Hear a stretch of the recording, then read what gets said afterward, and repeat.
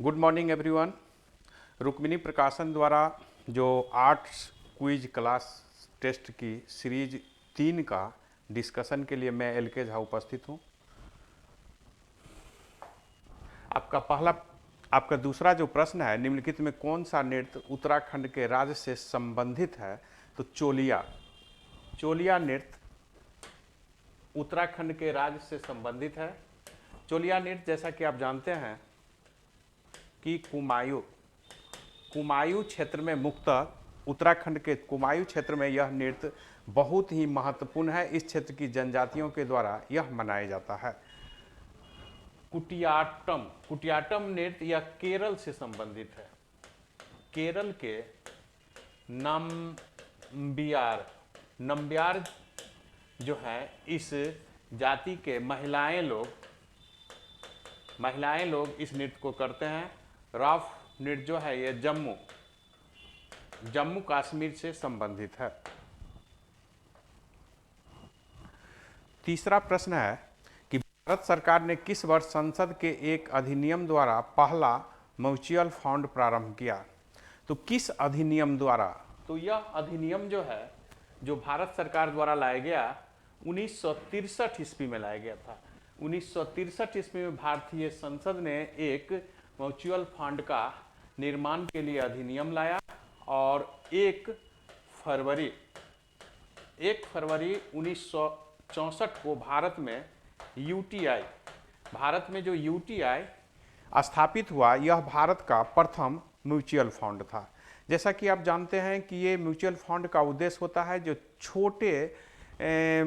कम पूंजी वाले हैं, जो कम पूंजी वाले छोटे निवेशकों के लिए सेविंग मनी के रूप में वह प्रयोग कर सकता है, जिसमें कुछ रुपये से भी वह इसकी शुरुआत कर सकता है। तो इस प्रकार की फंड के लिए संसद ने एक अधिनियम लाई थी जो 1963 में लाई गई थी और 1 फरवरी 1964 से यूटीआई की स्थापना हुआ और यह भारत की पहली जो है म्यूचुअल फंड यूटीआई है। यह भारत की प्रथम जो है यह म्यूचुअल फंड रही।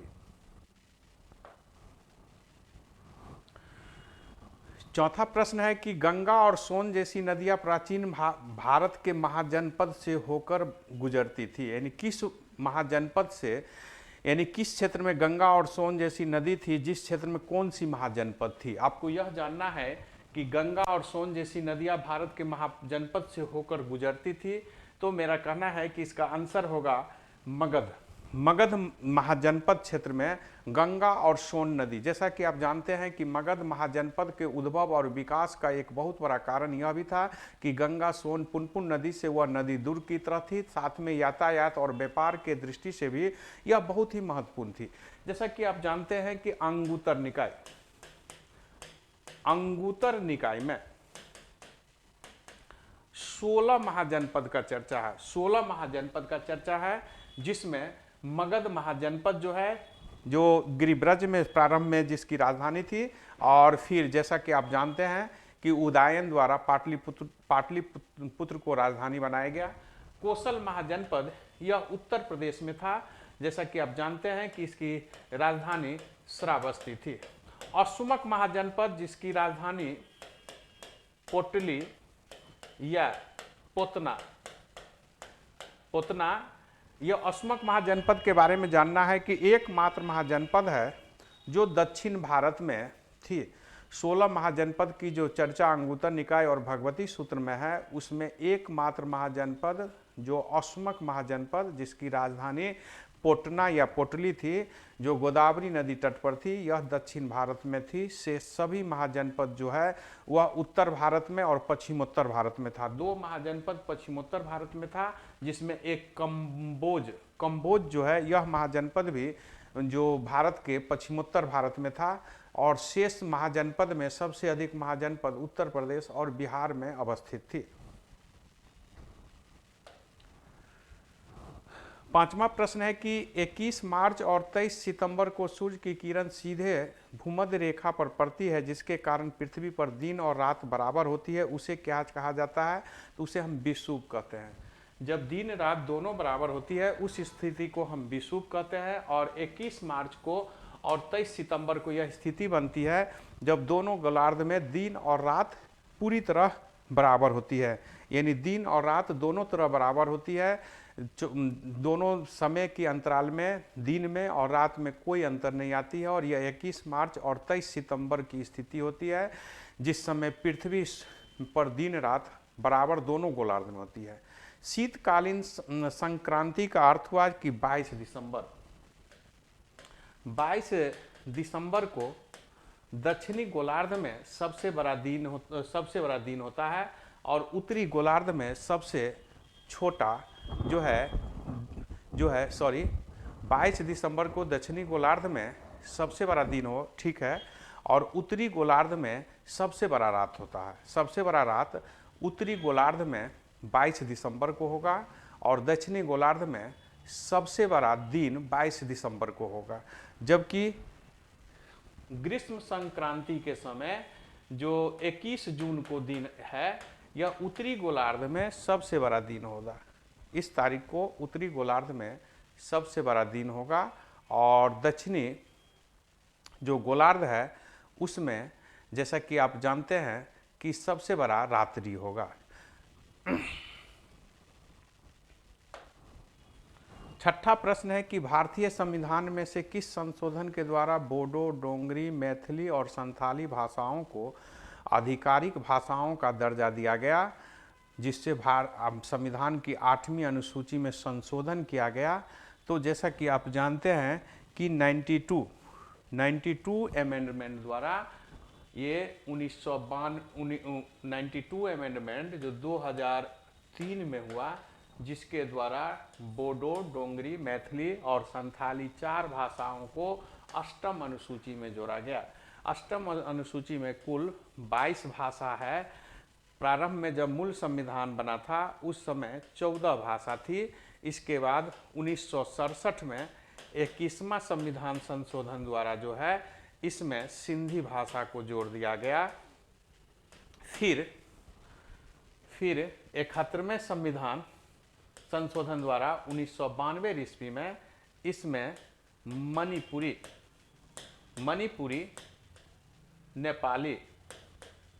नेपाली और कोंकणी भाषा को जोड़ा गया। और फिर 2003 में 92 अमेंडमेंट द्वारा इसमें 4 और भाषा को जोड़ दिया गया।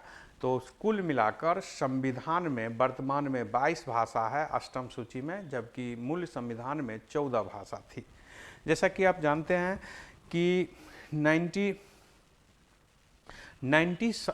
संविधान संशोधन जो है उसके द्वारा जो है आपको बोडो जनजाति से संबंधित, बोडो परिषद से संबंधित असम में जो है स्वतंत्रता के संबंधित कार्यों के लिए संविधान में संशोधन किया गया। 91 संविधान संशोधन द्वारा मंत्रिमंडल की संख्या कुल विधानसभा या लोकसभा के सदस्यों का 15% रखा गया और न्यूनतम 12 रखा गया, जैसा कि आप जानते हैं।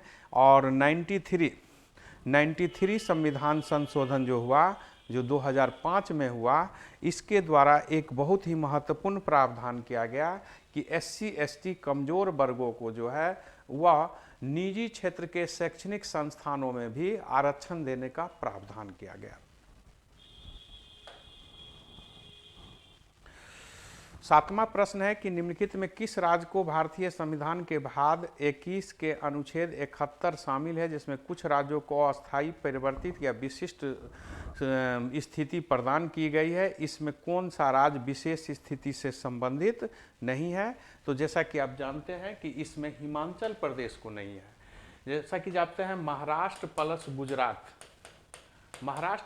गुजरात के बारे में 371 में आपको दिया गया है। फिर इसी प्रकार जो कर्नाटक है इसका 371 जे में इससे संबंधित उल्लेख है, और आंध्र प्रदेश से संबंधित 371 डी में दिया गया है।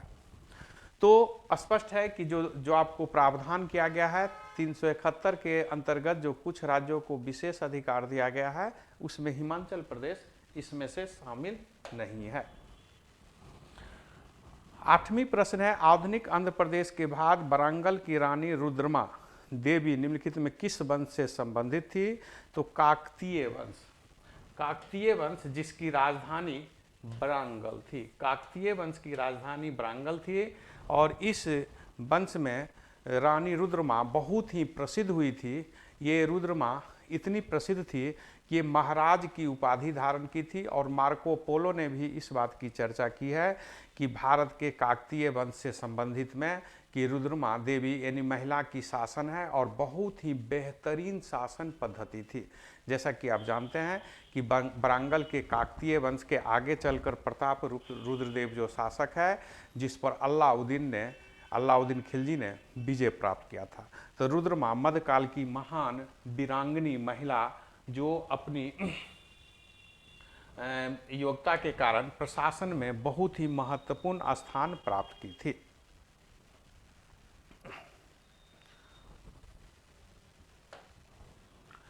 नौवीं प्रश्न है कि जालियांवाला बाग नरसंहार की घटना के समय भारत का वाइसराय कौन थे? तो ये भारत के वाइसराय नहीं थे, ये भारत के वाइसराय लॉर्ड चेम्सफोर्ड था। जैसा कि आप जानते हैं लॉर्ड चेम्सफोर्ड 1916 से 21 ईस्वी तक भारत का वाइसराय था। तो ये जालियांवाला नरसंहार बहुत बड़ी घटना थी। जैसा कि आप जानते हैं कि 13 अप्रैल 1919 को जालियांवाला बाग में अमृतसर में यह घटना हुई, जिसमें जनरल ओ डायर ने गोली चलाने का आदेश दिया, जिसमें हंसराज नाम के भारतीय जो है इसमें गुप्तचर उनके लिए खुफिया के रूप में काम किया था। उस समय पंजाब के lieutenant governor Michael O'Dwyer था। ओ डायर ने गोली चलाने का आदेश दिया और माइकल ओ डायर उस समय पंजाब के लेफ्टिनेंट गवर्नर था। यह एक बड़ी ही नरसंहार थी जिसको भारी जो है विरोध का सामना करना पड़ा। जैसा कि आप जानते हैं कि रॉलेट एक्ट के विरोध में सभा आयोजित की गई थी, जिस पर अंग्रेज ने जुल्म सितम किया। रॉलेट एक्ट के विरोध करते हुए पंजाब क्षेत्र में डॉक्टर सत्यपाल और सैफुद्दीन किचलू को गिरफ्तार कर लिया गया था। तो इनके गिरफ्तारी का ही विरोध कर रहे थे सभा, जिसमें शांतिपूर्ण थी, जिस पर अचानक गोली चलाई गई और सरकारी रिपोर्ट में भले ही कम आंका गया हो, लेकिन इसमें जो कांग्रेस की मालवीय समिति बनी थी उससे यह स्पष्ट है कि 1000 कम से कम व्यक्ति इसमें मारे गए थे। 11 प्रश्न है संयुक्त राष्ट्र का नाम कब गढ़ा गया? तो संयुक्त राष्ट्र का नाम 1 जनवरी 1942 को गढ़ा गया। हालांकि संयुक्त राष्ट्र की स्थापना 24 अक्टूबर जो है 1945 को किया गया। जैसा कि आप जानते हैं कि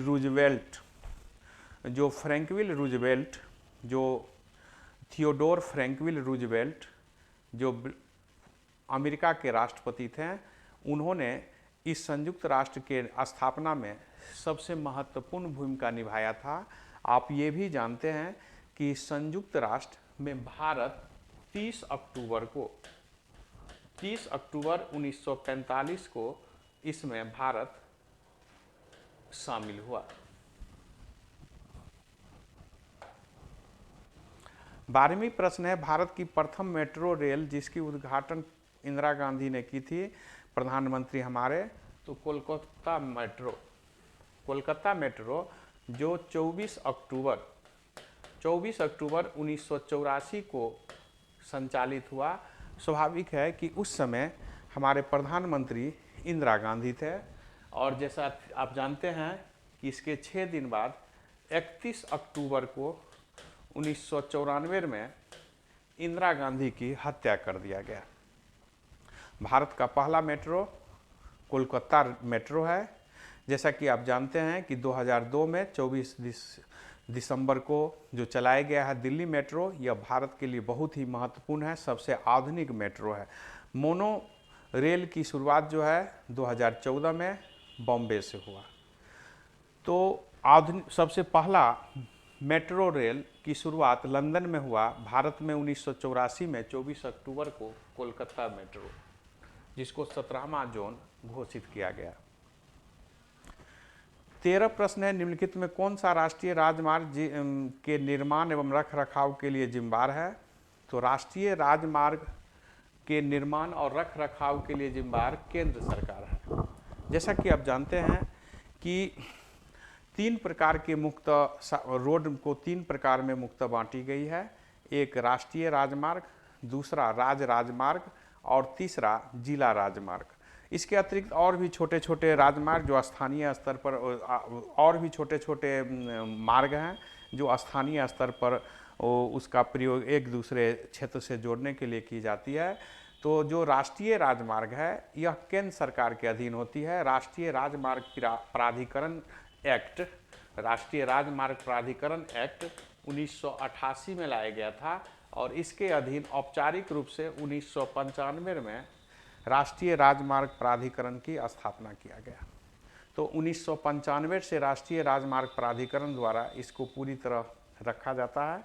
राष्ट्रीय राजमार्ग जो भारत सरकार के द्वारा इसकी पूरी रख रखाव और संचालन की जाती है।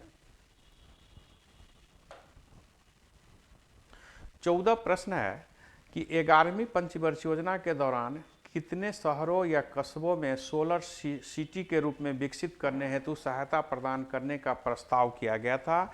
तो एक प्रश्न लगता है आपका पीछे छूट गया है, हम देख लेते हैं। ये प्रश्न 10 प्रश्न है, जो इसको थोड़ा देख लेंगे। 10वां प्रश्न है कि निम्नलिखित में कौन सा विकल्प हमारी दुनिया को बदलने के लिए सतत विकास लक्ष्यों से संबंधित नहीं है? तो उसमें सशक्त विकास लक्ष्यों से संबंधित नहीं है, उसमें मृत्यु दर को कम करने संबंधित नहीं है।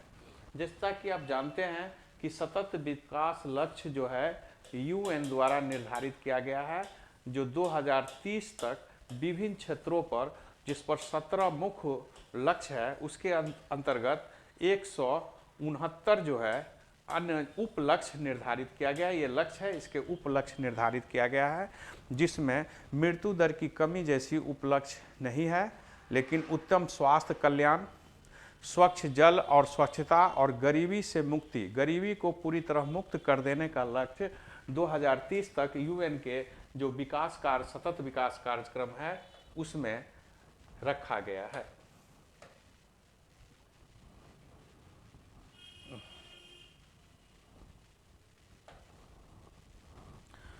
चौदह प्रश्न को आप देखेंगे कि 11वीं पंचवर्षीय योजना के दौरान, आपका 14 प्रश्न है कि 11वीं पंचवर्षीय योजना के दौरान कितने शहरों या कस्बों में जो है सोलर सिस्टम से संबंधित जो है सोलर सिटी यानी ऐसा सिटी जहां पर सोलर सिटी यानी कि पूरी तरह वह सोलर पर आधारित हो, इस तरह की ऊर्जा का प्रयोग है, यह कितने जो है क्षेत्रों में निर्धारित की गई है?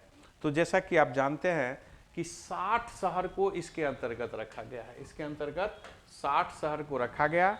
11वीं पंचवर्षीय योजना, जैसा कि आप जानते हैं कि 11वीं पंचवर्षीय योजना की शुरुआत 2007 में हुआ था और ये 2012 तक चलने वाली योजना, जिसमें समावेशी विकास के साथ विकास था। और जो हमारी समस्या थी कि हम किस प्रकार अपने को अचीवमेंट करें, हमारी ऊर्जा एक बहुत बड़ी चुनौती रही है। इस चुनौती के लिए हम सोलर सिस्टम को अधिक महत्व देते हैं। और जैसा कि आप जानते हैं कि भारत सरकार सोलर सिस्टम के क्षेत्र में बहुत ही आगे कदम बढ़ाई है, जिसमें अंतर्राष्ट्रीय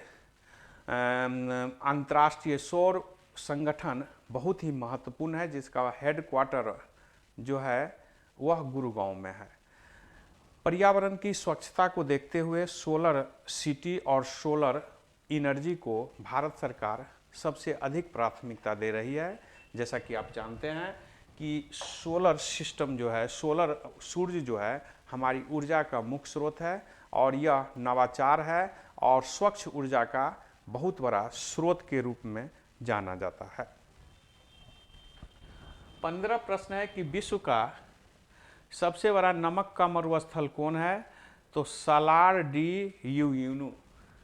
ये सालार डी उयुनी जो है, यह सबसे बड़ा विश्व का जो है नमक का मरुस्थल है। और जैसा कि आप जानते हैं कि ये मरुस्थल जो है बोलिविया से संबंधित है, बोलिविया से संबंधित है। और ये बोलिविया के पोटोसी क्षेत्र में यह मरुस्थल है जो काफ़ी महत्वपूर्ण है। तो बोलिविया में पाने जाने वाला यह मरुस्थल बहुत ही महत्वपूर्ण है। हम जानते हैं कि सहारा मरुस्थल विश्व की सबसे जो है बड़ी मरुस्थल के रूप में प्रसिद्ध है। और यह मरुस्थल जो है, यह मरुस्थल अफ्रीका महादेश में अवस्थित है। थार मरुस्थल यह भारत पाकिस्तान में फैला हुआ है। और ये 2,60,000 वर्ग किलोमीटर में फैला हुआ है। सबसे अधिक जनसंख्या वाला मरुस्थल जो है यह थार मरुस्थल है। भारत के जैसलमेर राज्य में इसका सबसे अधिक जो है विस्तार है। जैसा कि आप जानते हैं कि एशिया की सबसे बड़ी मरुस्थल गोबी मरुस्थल है। आटाकामा मरुस्थल जो दक्षिण अमेरिका में है, चिली क्षेत्र में है, यह जो है तांबा, नाइट्रेट आदि, सल्फर आदि के लिए बहुत ही विख्यात है। 16 प्रश्न आपका है कि विश्व की सबसे हल्की ऊन शहतूत ऊन निम्नलिखित में किससे प्राप्त किया जाता है? यानी शहतूत ऊन प्राप्त करने के लिए कौन सा माध्यम है? तो तिब्बती मृग, ये तिब्बती मृग से शहतूत ऊन पाया जाता है। जैसा कि आप जानते हैं कि ऊन बनाने के लिए अनेक प्रकार की जीव जंतु और घासों, जीव जंतु के जो रोए हैं, जो बाल है, उसका हम प्रयोग करते हैं। और साथ में कुछ ऐसे घास कुल के पौधे भी हैं जिनका प्रयोग भी हम ऊन बनाने में, रेशे बनाने में करते हैं। मेरेना ऊन जो है वह भेड़ से प्राप्त किया जाता है। और इसके लिए ऑस्ट्रेलिया जो है सबसे प्रसिद्ध है। जैसा कि आप जानते हैं कि ऊन के उत्पादन जो है वह जंतु के साथ साथ घास, पौधे कुल के जो घास है उससे भी प्राप्त किया जाता है। भेड़ भी ऊन की प्राप्ति का एक बहुत बड़ा स्रोत है। इसके अतिरिक्त विभिन्न क्षेत्रों में कुछ ऐसे जीव, जिस तरह लामा से भी भेड़, यह लामा एक प्रकार का जंतु है भेड़ की प्रजाति का, इससे भी हमें ऊन प्राप्त होती है। 17 प्रश्न है कि उदागी उत्सव भारत के किस राज्य में मनाया जाता है? तो उदागी जो पर्व है यह भारत के जो है आंध्र प्रदेश, जो आपका दिया गया है आंध्र प्रदेश क्षेत्र में बहुत ही महत्वपूर्ण है। इसके अतिरिक्त हम देखेंगे कि यह पर्व कर्नाटक,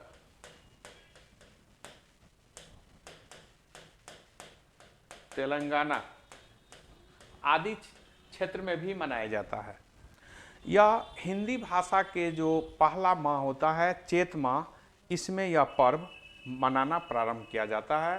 तो उगादी पर्व जो आपका विकल्प है उसके अनुसार आंध्र प्रदेश होगा, लेकिन कर्नाटक और तेलंगाना में भी यह पर्व बड़ी ही धूमधाम से मनाया जाता है। 18 प्रश्न है कि भारतीय शास्त्रीय नृत्य शैली में मणिपुरी में अधिकांश किस पर आधारित प्रसंगों का चित्रण है? तो मणिपुरी शास्त्रीय नृत्य में जो है वह कृष्ण गोपियों से संबंधित है। जैसा कि आप जानते हैं कि मणिपुर राज्य का शास्त्रीय नृत्य मणिपुरी है। और इस नृत्य में कृष्ण और राधा गोपियों की जो प्रेम प्रसंग है, इसके बारे में बड़े ही भाव विभोर रूप में शास्त्रीय नृत्य की जाती है। सूरदास की जो रचना है उसमें भ्रमर गीत की जिस तरह की वर्णन है, वह शास्त्रीय नृत्य की मणिपुरा शैली की उस गोपी और कृष्ण के बीच जो भाव है उसको बहुत ही बेहतर रूप में दिखाया जाता है।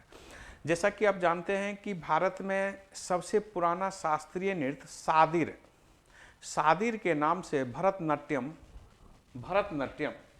जिसे हम सादिर से नाम से जाने जाने वाला भरतनाट्यम, ये सबसे पुराना जो है भारत में शास्त्रीय नृत्य है जो तमिलनाडु से संबंधित है। वर्तमान में 8 शास्त्रीय नृत्य है। हालांकि भारत के सांस्कृतिक मंत्रालय ने छाऊ नृत्य, जो झारखंड, उड़ीसा, पश्चिम बंगाल सब क्षेत्र में छाऊ नृत्य काफ़ी महत्वपूर्ण है, तो इस छाऊ नृत्य को भी भारत की सांस्कृतिक मंत्रालय ने इसे शास्त्रीय नृत्य का दर्जा दे दिया है। तो यदि इसको हम जोड़ दें तो 9 नृत्य जो है वह शास्त्रीय नृत्य में आ जाएगा। 19वां प्रश्न है कि लखनऊ में 1857 के विद्रोह का नेतृत्व किसने किया? तो 1857 का विद्रोह का नेतृत्व लखनऊ में बेगम हजरत महल ने किया। जैसा कि आप जानते हैं कि लखनऊ को 1856 में आउटरम के रिपोर्ट पर मेल एडमिनिस्ट्रेशन यानी कि कुशासन के आधार पर डलहौजी ने मिला लिया और बेगम हजरत महल की जो पति यानी वहाँ के अवध के जो राजा, वह वाजिद अली शाह को बंदी बना लिया गया और उन्हें कलकत्ता भेज दिया गया। इस स्थिति में जब 1857 का विद्रोह हुआ तो बेगम हजरत महल ने अपने पुत्र जो बिजरिश कादिर है उसके नेतृत्व में इन्होंने बहुत ही सशक्त विरोध लखनऊ में किया और जैसा कि आप जानते हैं कि इन्हें महक परी के नाम से भी जाना जाता था। ये बहुत ही शूरवीरता वीरांगना के रूप में काम की, लेकिन अंततः ब्रिटिश सरकार के दबाव बढ़ गया जब, तो यह नेपाल भाग गए। जैसा कि आप जानते हैं कि तात्या टोपे जो लखनऊ में 1857 के बहुत बड़ा कानपुर में 1857 के बहुत बड़े नायक के रूप में नाना साहब के लिए काम किए और जब वहाँ कानपुर पर अंग्रेज का कब्जा हो गया तो ये फिर छापामार युद्ध लड़ते रहे और सबसे सशक्त छापामार युद्ध लड़ते हुए ये अंततः सोए हुए अवस्था में मान सिंह नाम के एक राजपूत ने इन्हें बंदी बनाने में सहयोग किया अंग्रेज को और इन्हें 18 अप्रैल 1859 को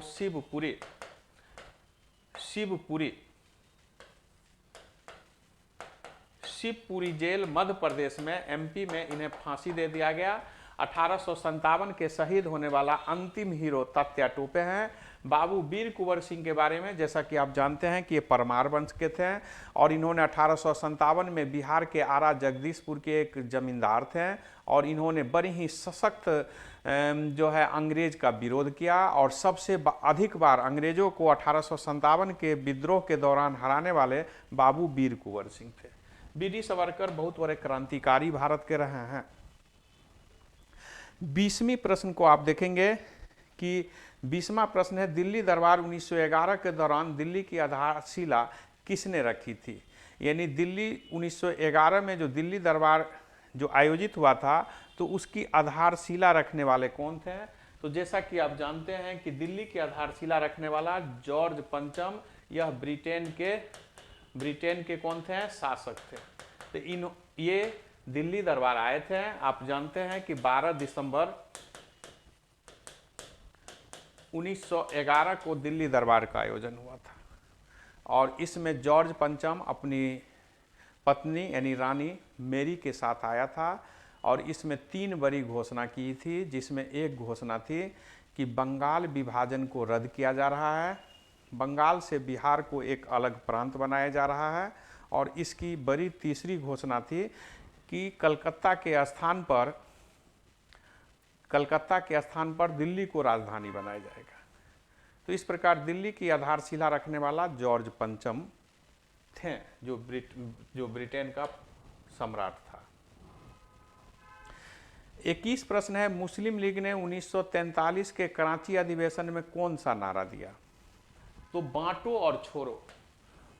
और छोड़ो का नारा मुस्लिम लीग ने 1943 के कराची अधिवेशन में दिया। जैसा कि आप जानते हैं कि मोहम्मद अली जिन्ना इस अधिवेशन की अध्यक्षता किया और जब 1942 में कांग्रेस ने यह बॉम्बे से यह घोषणा किया कि अंग्रेज भारत छोड़ो, तो 1943 में कराची अधिवेशन में मुस्लिम लीग ने यह घोषणा किया कि अंग्रेज भारत को बांट दो और फिर भारत छोड़ो।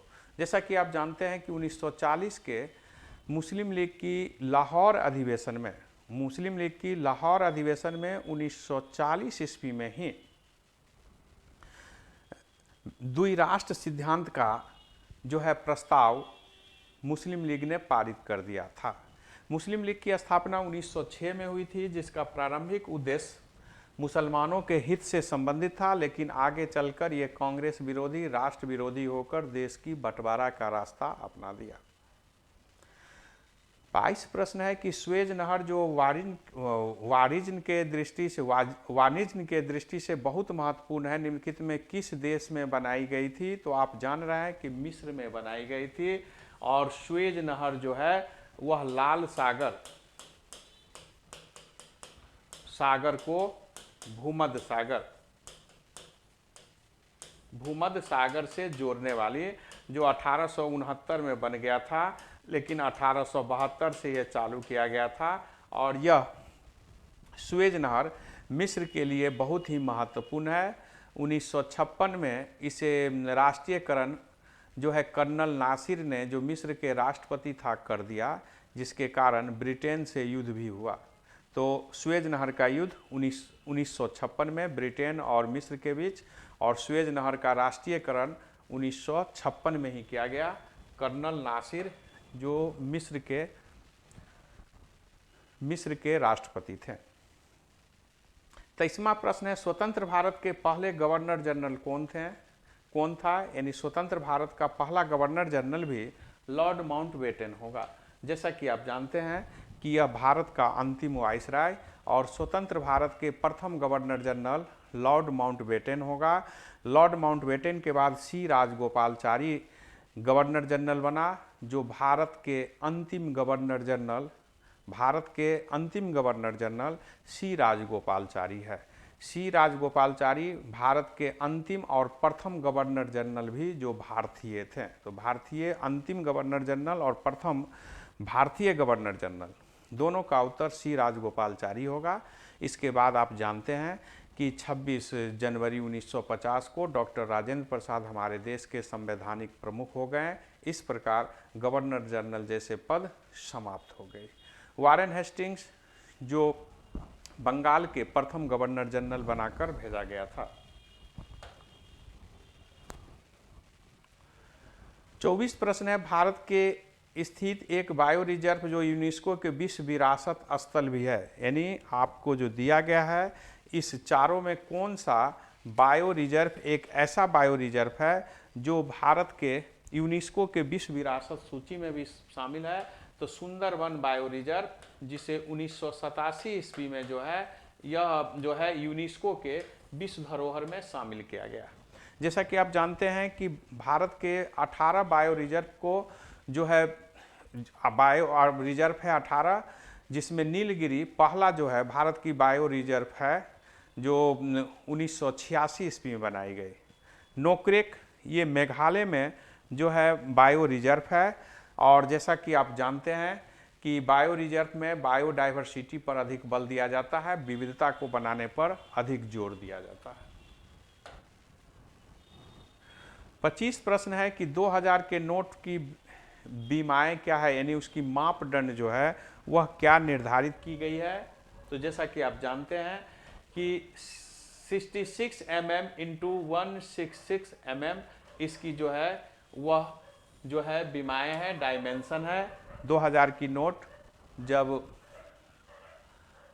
8 नवंबर 1916 को मुद्रा का विमुद्रीकरण किया गया, उसके बाद से 2000 का नोट जारी किया गया, जिस पर स्वच्छ भारत अभियान और मंगलयान का चित्रण है। भारत में 200 रुपया का नोट पहली बार 25 अगस्त 1917 को जारी किया गया और 1917 से 200 रुपया का नोट जारी किया गया है। और जैसा कि आप जानते हैं इसमें सांची का स्तूप का चित्रण है, जिसका निर्माण अशोक द्वारा करवाया गया था। 26 प्रश्न है कि राज्यसभा का कोरम पूरा करने के लिए कितने सदस्यों की आवश्यकता होती है? तो कोरम पूरा होने के लिए राज्यसभा में जो कोरम पूरा होगी उसके लिए 25 सदस्यों की जरूरत होगी। जैसा कि आप जानते हैं कि 10% कुल सदस्यों का 10% होना, 1/10 होना कोरम के लिए जरूरी है, चाहे वह विधानसभा हो या लोकसभा में हो या राज्यसभा में हो। तो इस स्थिति में आप देखेंगे कि राज्यसभा में जो लोकसभा हो, राज्यसभा हो, विधान परिषद हो, विधानसभा में हो, वहाँ कोरम व्यवस्था 1/10 रखा गया है, यानी 10% रखी गई है। तो आप जानते हैं कि राज्यसभा के अधिकतम सदस्य जो हैं ये 250 हो सकते हैं, जैसा कि आप जानते हैं कि वर्तमान में 245 होते हैं, तो यह 25 सदस्य की जरूरत होगी। इससे कम यदि सदस्य हैं तो लोकसभा यानी राज्यसभा का कोई भी कार्रवाई नहीं होगी, वहाँ के जो सभापति उनके हैं वो तत्काल एडजर्न कर देंगे, और यदि 25 यानी 10% से अधिक हो जाती है तो फिर चालू कर सकते हैं, क्योंकि इसके बिना कोई भी वैध कार्य नहीं होगी। तो जब वैध कार्य नहीं होगी तो फिर ऐसे कार्य को कैसे क्यों किया जाएगा। आपका 27वां प्रश्न है कि निम्नलिखित में कौन सा देश ओपेक जो पेट्रोलियम निर्यात देशों का संगठन है उसका सदस्य है। तो कांगो लोकतांत्रिक गणराज्य, कांगो गणराज्य और कांगो लोकतांत्रिक गणराज्य ये जो है ओपेक के सदस्य देश है। ओपेक के वर्तमान में 13 सदस्य देश है। सदस्य देश 13 है। 1960 में इसकी स्थापना, जैसा कि आप जानते हैं कि वियना में जो है इसकी जो है मुख्यालय है। यह तेल निर्यात से संबंधित देश है, इससे कतर बाहर हो गया है। और जैसा कि आप जानते हैं कि अंतर्राष्ट्रीय कच्चा तेल को यह बहुत ही प्रभावित करती है, क्योंकि ओपेक का जो दाम बढ़ेगा और घटेगा यह आर्थिक क्रियाकलापों को बहुत ही प्रभावित करती है। तो ओपेक के जो आपके विकल्प है उसमें कांगो लोकतांत्रिक गणराज्य शामिल है। ओपेक का मुख्यालय वियना जो ऑस्ट्रेलिया की राजधानी है अवस्थित है। 28 प्रश्न है कि भ्रंश समतल के साथ चट्टानों को खिसकने के कारण उत्पन्न होने वाले भूकंप को कहा जाता है। तो विवर्तनिक भूकंप इसका नाम देंगे। ये प्लेट टेक्टोनिक क्रिया से संबंधित है। जैसा कि आप जानते हैं कि भूकंप का कारण क्या है यह बताना तो बहुत ही मुश्किल है, लेकिन यह संभावना अधिक मानी जा रही है कि जो 7 बड़े प्लेट और लगभग 20 छोटे प्लेट है, इस पर जो पूरे संरचना है ये भूमंडल का, इसमें जब किसी भी प्रकार की एडजस्टमेंट में समस्या आती है तो इसी से जो है भूकंप उत्पन्न होती है, अर्थक्वेक होती है। इस बात को अधिक महत्व दिया जा रहा है। जैसा कि आप जानते हैं कि हैरी हैंस, टी मॉर्गन आदि जो है यह प्लेट टेक्टोनिक सिद्धांत से संबंधित महान भूगोलवेत्ता हैं।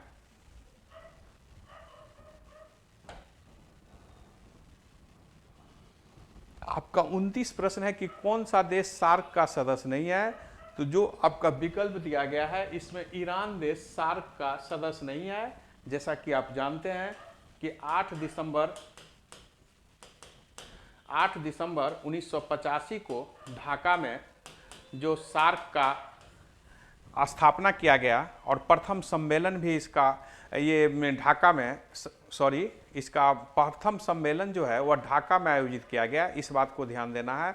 और काठमांडू में जो है इसका जो है मुख्यालय है, हेडक्वार्टर है, सचिवालय है जिसको हम कहेंगे। 8 दिसंबर 1985 को सार्क की स्थापना किया गया। इसका प्रथम सम्मेलन ढाका में आयोजित हुआ था। जैसा कि आप जानते हैं इसमें 7 सदस्य थे। इसमें 8वां सदस्य 2007 में अफगानिस्तान हो गया। तो वर्तमान में इसमें सदस्यों की संख्या जो है कुल 8 है, जिसमें अफगानिस्तान, भूटान, भारत, पाकिस्तान है। इसके अतिरिक्त नेपाल, श्रीलंका,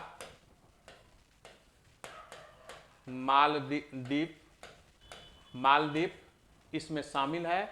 तो कुल सदस्यों की संख्या जो है, बांग्लादेश भी आएगा इसमें, बांग्लादेश भी इसमें शामिल है। तो बांग्लादेश, मालदीव, श्रीलंका, नेपाल, भारत, पाकिस्तान, अफगानिस्तान और भूटान, ये सार्क के वर्तमान में 8 सदस्य देश है। ये अफगानिस्तान अंतिम सदस्य देश है जो 2007 में बनाया गया। जैसा कि आप जानते हैं कि सार्क जो जिस उद्देश्य से बनाया गया था वह तो सफलता की ओर बढ़ रही है, लेकिन बहुत सफल नहीं रही। इसका मूल कारण है कि भारत और पाकिस्तान जो सार्क के जो 2 बड़े महत्वपूर्ण देश है, इनके बीच आपसी संबंध बेहतर नहीं है। 30 प्रश्न है, जीने के अधिकार को भारतीय संविधान के किस अनुच्छेद में शामिल किया गया है? तो अनुच्छेद 21 में। अनुच्छेद 21 में कहा गया है कि प्राण एवं दैहिक स्वतंत्रता द्वारा ही प्राण एवं दैहिक स्वतंत्रता को विधि द्वारा स्थापित प्रक्रिया के द्वारा ही वंचित की जा सकती है, अन्यथा नहीं। यानी किसी को प्राण अथवा उनको जेल में बंद करना अथवा उनकी फांसी देना या कानूनी प्रक्रिया के द्वारा की जा सकती है, अन्यथा नहीं की जा सकती है। तो जीवन जीने का अधिकार हमें अनुच्छेद 21 देती है। गोपालन मामला में जो सुप्रीम कोर्ट ने हालांकि जीवन के अधिकार को सीमित रूप से वर्णन किया, लेकिन 1978 ईस्वी में मेनका गांधी बनाम भारत सरकार मामला में जो है इसकी बड़ी ही विस्तृत रूप से चर्चा की सुप्रीम कोर्ट ने। और जीवन की जो मूलभूत आवश्यकता है, जीवन जीने की जो मान सम्मान के साथ जरूरी चीज़ है, जो पर्यावरण से भी जुड़ा हुआ है, जो हमारा मिनिमम रिक्वायरमेंट भी है, वह बहुत सारे बातों को इसमें समावेशित किया गया है, जो अनुच्छेद 21 से जुड़कर हम देख सकते हैं। जैसा कि आप जानते हैं कि 20 में जो है ये विशेष गिरफ्तारी के निरोध से संबंधित विशेष प्रावधान है। 32 में 5 प्रकार की मौलिक अधिकार का चर्चा है और 34 में जब किसी क्षेत्र में मार्शल लॉ यानी सेना से संबंधित कोई बात हो तो उस स्थिति में वहाँ मौलिक अधिकार पर क्या प्रभाव पड़ सकता है, इससे संबंधित चर्चा है। 31 प्रश्न को आप देखिए कि भारत की सरकार को अर्धसंघीय रूप का प्रावधान कहाँ से लिया गया है? तो भारत में जो अर्धसंघीय व्यवस्था है, जैसा कि आप जानते हैं कि हम ये कनाडा से लिया है, नीति निर्देशक आयरलैंड से लिया है, ब्रिटेन से हम संसदीय प्रणाली, विधि का शासन जो है प्रशासनिक सिस्टम, संसदीय समिति, इसके अतिरिक्त और एकल नागरिकता आदि हमने जो है ब्रिटेन से लिया है। रूस से जो है हम मौलिक कर्तव्य को लिया है, मौलिक कर्तव्य को हमने रूस से लिया है। अर्धसंघीय भारत के संविधान को केसी व्हीलर ने अर्धसंघीय कहा है कि क्वासी फेडरलिज्म है। यदि ज़्यादा से ज़्यादा हम कहें तो अर्धसंघीय है। एकात्मक और संघात्मक भारत का संविधान क्या है, यह बहुत ही विवाद है, लेकिन सामान्य स्थिति में भारत का संविधान संघात्मक है। लेकिन जब विशेष प्रवृत्ति होती है, आपातकाल या विशिष्ट स्थिति बने, तो उस समय भारत का संविधान एकात्मक हो जाएगा। 32 प्रश्न है, 1921 ईस्वी में एडविन लुटियंस ने किस का निर्माण कार्य करवाया? तो इंडिया गेट। एडविन लुटियन जो है यह दिल्ली के निर्माण में बहुत बड़ा योगदान दिया है और ये वास्तुकार जो है दिल्ली में सिर्फ यही नहीं बल्कि अन्य सचिवालय, राष्ट्रपति भवन आदि के निर्माण में भी एडविन लुटियंस और इमर्सन जैसे ब्रोकर जैसे व्यक्ति का बहुत ही योगदान है। गेटवे ऑफ इंडिया ये जो है बॉम्बे में है और जॉर्ज बिटेट जो है इसके जो है मेन वास्तुकार है। विक्टोरिया मेमोरियल इमर्सन के द्वारा कलकत्ता में है, जैसा कि आप जानते हैं, और गोलकुंड का किला जो है बहुत ही प्रसिद्ध भारत की ऐतिहासिक किला है। 33 प्रश्न है, असहयोग आंदोलन के दौरान चोरी चोरा की घटना उत्तर प्रदेश के किस जिले में हुआ? तो जैसा कि आप जानते हैं कि ये गोरखपुर जिला में हुआ और यह घटना 5 फरवरी 1922 को हुआ, जब 22 पुलिस कर्मियों को जो है हत्या कर दिया गया। आग लगा दिया थाना को, चारों ओर से उग्र भीड़ों ने, आंदोलनकारियों ने घेर कर आग लगा दिया, जिसमें एक एसआई सहित 22 पुलिसकर्मी मर गए। और जिसके कारण आपको मालूम होना चाहिए कि 15 फरवरी 1922 को गांधी जी ने असहयोग आंदोलन को वापस लेने की घोषणा कर दी और गांधी जी ने यह मान लिया कि यह हिमालय जैसी मेरी भूल थी। हालांकि गांधी जी के द्वारा अचानक को वापस लेने का भारी विरोध भी हुआ, जिसमें विरोध करने वाला मोतीलाल नेहरू बहुत ही महत्वपूर्ण थे। और सुभाष चंद्र बोस ने तो कह दिया कि जब आंदोलन अपने उत्साह उमंग के साथ उत्कर्ष की ओर बढ़ ही रहा था, चरम की ओर बढ़ ही रहा था, ऐसी स्थिति में गांधी जी द्वारा अचानक इसे वापस लेना यह राष्ट्रीय विपदा था। हमारा राष्ट्रीय विपदा की तुलना इसको कर दिया है हमारे सुभाष चंद्र बोस ने। जियो का पूर्ण रूप क्या है? तो जियो स्टेशनरी अर्थ ऑर्बिट। जियो स्टेशनरी अर्थ ऑर्बिट एक ऐसा है कि यदि कोई सैटेलाइट लगभग 36,000 लगभग 36,000 किलोमीटर की ऊंचाई पर यदि कोई सैटेलाइट जाएगी तो वह सैटेलाइट पृथ्वी के चक्र के साथ यह सैटेलाइट भी घूमेगी, यानी पृथ्वी जिस तरह घूम रही है उसी समय उसी अनुपात में यह भी घूमेगा, जिसे जियो स्टेशनरी अर्थ ऑर्बिट कहते हैं। जैसा कि आप जानते हैं कि लॉ जियो स्टेशनरी अर्थ ऑर्बिट, मिडिल जियो स्टेशनरी अर्थ ऑर्बिट, हाई जियो स्टेशनरी अर्थ ऑर्बिट, ऐसे कई शब्दों का प्रयोग सैटेलाइट को भेजने और उनके कक्षा चक्र की जो स्थिति है उसके लिए निर्धारित किया जाता है। इसलिए जियो से संबंधित यदि कोई ग्रह भेजा जाता है, यदि सैटेलाइट भेजा जाता है तो वह पृथ्वी पर एक ही जगह स्थिर दिखाई देगा, क्योंकि पृथ्वी के साथ वह हमेशा चक्कर करेगी। 45वां प्रश्न है कि निम्नलिखित में कौन सा दुनिया का सबसे ऊंचा पठार है? तो तिब्बत का पठार। तिब्बत का पठार जो दुनिया का सबसे ऊंचा पठार है, और हम बताना चाहेंगे कि तिब्बत का पठार जो है 5 से 6,000 जो है मीटर तक ये ऊंची है। 5 से 6,000, 4500 से ऊपर तो इसकी औसत है, और कहीं कहीं ये 6,000 से ऊपर भी यह जो है ऊंची है। और इसे तिब्बत के पठार तो विश्व का जो है छत कहा जाता है, विश्व का छत भी कहा जाता है। पठार किसे कहा जाए, पर्वत किसे कहा जाए, इस सब पर, या पहाड़ी किसे कहा जाए, इस सब को डिफाइन करना तो बड़ी मुश्किल है। ऊंचाई के आधार पर इसका सही डिफाइन नहीं हो सकती है, क्योंकि तिब्बत का पठार तो बहुत ऊंची है, लेकिन उसे हम पठार कहते हैं, पर्वत या पहाड़ी नहीं। तो पठार जो सपाटा हो, समतल हो, मेज की तरह हो, उसे हम पठार कहते हैं। और जो कटा छका हो, जो कम क्षेत्रफल में घिरा हुआ हो लेकिन कटा छटा हो, तो उसे हम पहाड़ी कहेंगे। लेकिन जिसकी बहुत ही विस्तृत हो और लंबी लंबी चोटी हो, पीक हो, उसे हम पर्वत कह सकते हैं। साधारणतः 400 से 600 मीटर के आधार पर भी निर्धारित होती है, लेकिन वह पठार के लिए उपयुक्त परिभाषा नहीं हो सकती है। 46 प्रश्न है कि अंतर्राष्ट्रीय क्रिकेट में 10,000 रन बनाने वाले पहले भारतीय और दूसरी महिला कौन है? यानी विश्व की अब तक मात्र दो महिला है जिन्होंने 10,000 से अधिक अंतर्राष्ट्रीय क्रिकेट में रन बनाया है। तो वह आपसे जानना चाहता है कि इसमें भारत की यह दूसरी महिला कौन है। तो दूसरी महिला मिताली राज, जो भारतीय क्रिकेट टीम की लंबी अवधि तक महिला कप्तान रहे हैं, और इनके बारे में जानना है कि इन्होंने बहुत सारी उपलब्धि हासिल की है। और पहला जो 10,000 रन बनाने वाले हैं वह है चार्लेट एडवर्ड।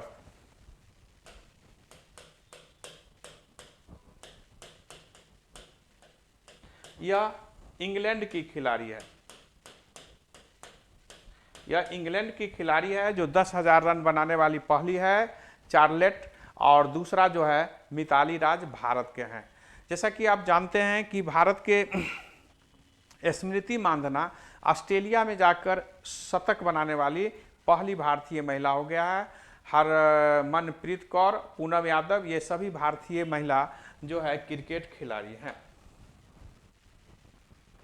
47 प्रश्न है, निम्नलिखित में किसने अपने सैनिकों के लिए सैन्य गैरिसन शहर सीरी का निर्माण किया? तो अलाउद्दीन खिलजी ने सीरी के किले का निर्माण किया, और ये अलाउद्दीन की बहुत ही मजबूत सीरी का किला था। जैसा कि आप जानते हैं कि अलाउद्दीन जो है अलाई दरवाज़ा का भी निर्माण करवाया। अलाउद्दीन अलाई दरवाज़ा का भी निर्माण करवाया। निजामत खां का मकबरा भी बनाया। निजामत खां का मकबरा जो भारत में पूर्णतः इस्लामी शैली से बनाई गई पहली मकबरा है, ये अलाउद्दीन के द्वारा बनाया गया। सीरी का किला भी बनाया गया, और अलाई दरवाज़ा भी अलाउद्दीन के द्वारा निर्माण कार्य करवाया गया। हजार सितून का निर्माण भी अलाउद्दीन के द्वारा करवाया गया। 48 प्रश्न है कि 1867 के विद्रोह का तत्कालीन कारण क्या था? तो चर्बी वाले कारतूस। इसका तत्कालीन कारण जो था चर्बी वाला कारतूस था। जैसा कि आप जानते हैं कि एनफील्ड राइफल लाया गया।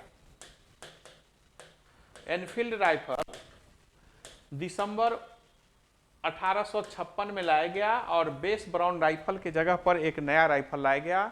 और इस राइफल का प्रयोगात्मक जनवरी 1857 से प्रारंभ हुआ, और इसमें कारतूस गाय और शुगर की चर्बी से कारतूस की जो कवर ढकना होती थी उसको उस पर लगाया जाता था, और जिसको दांत से खोलना होता था। तो कारतूस के कवर की जो कवर प्रयोग किया जाता था जिस एनफील्ड राइफल में, वह गाय और सुअर की चर्बी से बनती थी, जो दमदम, अंबाला, सियालकोट आदि स्थानों पर इस कारतूस की कवर बनाई जाती थी, जो हिंदू और मुस्लिम दोनों के लिए खतरनाक थी धार्मिक दृष्टि से। इसलिए इसका विरोध प्रारंभ हुआ और अंततः मंगल पांडे ने 29 मार्च 1857 को एक बड़ा ही सशक्त विरोध किया। हालांकि इन्हें फांसी दे दी गई और फिर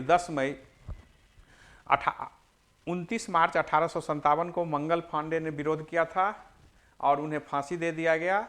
और फिर 10 मई 1857 को मेरठ से वास्तव में 1857 की सैनिक विद्रोह की शुरुआत हुई। इस विद्रोह का मूलभूत कारण 1857 में जो शुरू हुआ वह 100 वर्ष यानी प्लासी के युद्ध से 1857 के बीच जो घटना घटित हुई, जो ब्रिटिश सरकार की नीति रही आर्थिक शोषण और विभिन्न क्षेत्रों में शोषण किया गया, उसका परिणाम ही हम मान लेंगे कि 1857 की जो सैनिक विद्रोह थी। 49 प्रश्न है कि भारतीय संविधान में कौन सा मौलिक कर्तव्य नहीं है। जो भारतीय संविधान में दिया गया है, जो आपके जो विकल्प है, इसमें कौन सा मौलिक कर्तव्य के रूप में वर्णित नहीं है। तो मौलिक कर्तव्य के रूप में मानव और अवैध क्रय बिक्री बलात् श्रम की जो निषेध की बात की गई है, ये मौलिक कर्तव्य नहीं है, बल्कि ये हमारा संविधान के जो अनुच्छेद 23 में शोषण के विरुद्ध अधिकार जो है, उसमें 23 अनुच्छेद के अंतर्गत इसका उल्लेख है। जैसा कि आप जानते हैं कि स्वर्ण सिंह समिति ने 8 मौलिक कर्तव्य को लागू करने की सिफारिश की, लेकिन 10 मौलिक कर्तव्य लागू किया गया 42 अमेंडमेंट द्वारा 1976 में, फिर 86 अमेंडमेंट द्वारा 2002 में एक और मौलिक कर्तव्य जोड़ दिया गया। वर्तमान में 11 मौलिक कर्तव्य है। हम ये जो है ये हम रूस के संविधान से लिए हैं। तो रूस के संविधान से हम मौलिक कर्तव्य लिए हैं। जैसा कि जानते हैं कि आप 1974 में जेपी आंदोलन जो सप्त क्रांति शुरू हुई, उससे जो देश में अस्थिरता की वातावरण हुई, उसको देखते हुए श्रीमती इंदिरा गांधी ने मौलिक कर्तव्य को संविधान में समावेश करवाया था। 50 प्रश्न है कि स्टॉकहोम घोषणा में शामिल निम्नलिखित में कौन सा पर्यावरण पर संयुक्त राष्ट्र सम्मेलन से संबंधित है। तो जैसा कि आप जानते हैं, संयुक्त राष्ट्र पर्यावरण कार्यक्रम के सृजन से संबंधित है। संयुक्त राष्ट्र पर्यावरण से संबंधित स्टॉकहोम घोषणा की गई और यह जून 1972 में आयोजित किया गया था। और 1974 से हम 5 जून को प्रति साल विश्व पर्यावरण दिवस मनाते हैं। और यूएनईपी की स्थापना 1972 में हुई और इसकी नैरोबी केनिया में जो है इसकी मुख्यालय है। ये संयुक्त राष्ट्र पर्यावरण कार्यक्रम से संबंधित महत्वपूर्ण जो है शुरुआत थी।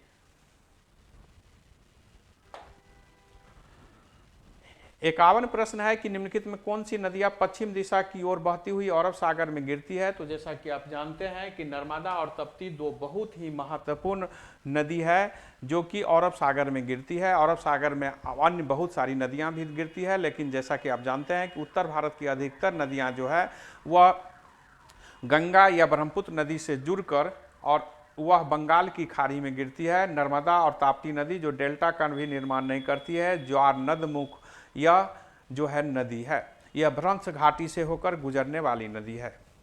लूनी नदी भी जो आप एक शामिल है, जो आपके विकल्प में जितने दिए गए हैं उसमें ये लूनी नदी हम यह देखेंगे कि यह भी जो है पूरी तरह जो है बंगाल की खंभात की खाड़ी से जुड़ने से पहले ही यह लुप्त हो जाती है, यानी पूरी तरह वह विलुप्त हो जाती है। तो यह भी किसी न किसी रूप में हम अरब सागर से जोड़कर देखेंगे। इसके अतिरिक्त महानदी है कृष्णा नदी, गंडक, कोसी और कावेरी जैसी नदियों की चर्चा है। ये सभी नदियां जो है अंततः बंगाल की खाड़ी में गिरती है। 52 प्रश्न है जनवरी 2020 में प्रधानमंत्री द्वारा निम्नलिखित में कौन सी औपनिवेशिक संरचना कोलकाता को पुनः समर्पित की गई जो 1937 तक भारत रिजर्व बैंक द्वारा संचालित होता था। तो ये मुद्रा भवन के बारे में जैसा कि आप जानते हैं कि 1935 में आरबीआई की जब स्थापना हुआ, आरबीआई का 1 अप्रैल 1935 को आरबीआई की जो स्थापना हुई, आरबीआई एक्ट 1934 के अंतर्गत 1 अप्रैल 1935 को आरबीआई की जो स्थापना हुई, इसकी जो है हेडक्वार्टर जो है वो कोलकाता में यानी कलकत्ता में ही था। लेकिन फिर 1937 में इसको हस्तांतरित करके जो आरबीआई का हेडक्वार्टर है वह बॉम्बे लाया गया। तो स्पष्ट है कि इसी मुद्रा भवन को जो है वह कोलकाता संरचना कोलकाता को पुनः समर्पित जो है हमारे जनवरी 2020 में प्रधानमंत्री ने की है। 53 प्रश्न है, जनजातीय कार्य मंत्रालय संबंधित डाटा एकत्र करने से श्रम पोर्टल का आरंभ किया है, यानी किस प्रकार की श्रम पोर्टल का आरंभ किया है, यह बात आपको बताना है कि जनजातीय कार्य मंत्रालय ने आदिवासी प्रवासी श्रमिकों, ये आदिवासी प्रवासी श्रमिकों के लिए है श्रम शक्ति पोर्टल लॉन्च किया है। जो आदिवासी प्रवासी है, श्रमिक मजदूर, उनके संबंधित विभिन्न डाटा को रखने, उनकी समस्याओं को निदान, उनकी जो असुविधा है अथवा शिकायत है उसके निदान के लिए यह जनजातीय कार्य मंत्रालय ने श्रम शक्ति पोर्टल का आवरण किया है। 54 प्रश्न है कि चोल शिलालेख में उल्लेखित गुरुकुल के अनुचरण हेतु प्रदान की गई भूमि, यानी गुरुकुल को चलाने के लिए, यानी स्कूल को जो विद्यालय था उसको चलाने के लिए किस प्रकार की भूमि दी जाती थी, उस भूमि का नाम क्या था? तो वह साल भोग भूमि कहलाता था। साल भोग भूमि जो गुरुओं को शैक्षणिक कार्य के लिए जुड़ा हुआ था। अब पलिन चंदनम, यह जो है जैन धर्म से संबंधित, जैन धर्म के जो मंदिर अथवा उनके शैक्षणिक संस्थान या उनके विद्वानों को जो भूमि दिया जाता था वह पलिन चंदनम कहलाता था। ब्रह्मदेव जो है ब्राह्मणों को दिए जाने वाला जो है भूमि से संबंधित है। जैसा कि आप जानते हैं कि बेल्लाल बगई जो है यह गैर ब्राह्मण जिस भूमि के स्वामी होते थे, यानी ऐसे ब्राह्मण जो ऐसे व्यक्ति जो ब्राह्मण नहीं हो और वह भूमि के स्वामी है, ऐसे जमीन को ही यह बेल्लाल बगनाई नाम दिया गया है।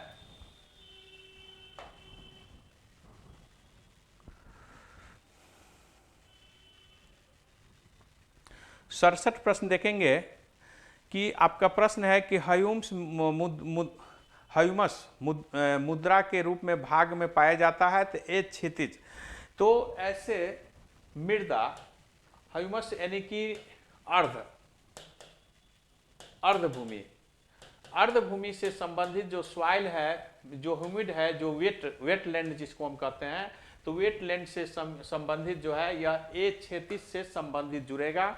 और जैसा कि आप जानते हैं कि रामसर में इस पर एक बड़ी सम्मेलन 1971 में आयोजित किया गया था, जिसमें अर्धभूमि से विभिन्न प्रकार के जो उसमें जीव जंतु आदि पाए जाते हैं। तो ह्यूमस मृदा जो है वह हमारे लिए काफ़ी महत्वपूर्ण होता है, उसमें नमी अधिक होती है, साथ में वह मुद्रा में जो जीवाश्म की जो मात्रा होती है, जीवाश्म विभिन्न प्रकार की फालिश जो है वह अधिक मात्रा में पाई जाती है, जिसका हम बेहतर उपयोग खेती को अधिक समृद्ध बनाने के लिए करते हैं। 68 प्रश्न है कि संयुक्त राष्ट्र सतत विकास लक्ष्य 6 का प्रयास करता है, यानी सतत संयुक्त राष्ट्र के बारे में जैसा कि आप जानते हैं कि 2015-16 से जो शुरू हुआ 15 में इसका लक्ष्य निर्धारित किया गया, 30 तक 15 वर्षों के लिए एक सशक्त विकास लक्ष्य निर्धारित किया गया है। इसमें छठा लक्ष्य क्या है? तो सभी के लिए छठा लक्ष्य जो है वह सभी के लिए पानी और स्वच्छता की उपलब्धता एवं टिकाऊ प्रबंधन सुनिश्चित करना। सभी के लिए जो है पानी हो, स्वच्छता हो, उपलब्धता हो और टिकाऊ प्रबंधन करना इसका उद्देश्य है। जैसा कि आप जानते हैं कि 2030 तक संयुक्त राष्ट्र का यह बहुत ही पुण्य पवित्र लक्ष्य है, जिसको प्राप्त करने के लिए 17 मुख्य लक्ष्य और उसके अंतर्गत 169 जो है उप लक्ष्य निर्धारित की गई है। 70 प्रश्न है, प्राचीन भारतीय पांडुलिपियों आमतौर पर तार पत्तों पर या हिमालय में उगने वाले भोज वृक्ष के पेड़ की छाल पर लिखी जाती थी। तो यह भोज वृक्ष के बारे में जानना है कि भोज वृक्ष जो प्राचीन काल में पांडुलिपियां लिखी जाती थी, पांडुलिपियां का अर्थ हुआ जो हम हाथ से लिखते थे स्याही के प्रयोग करके किसी लकड़ी या किसी चीज़ की सहारा से, इसे हम पांडुलिपियां कहते हैं।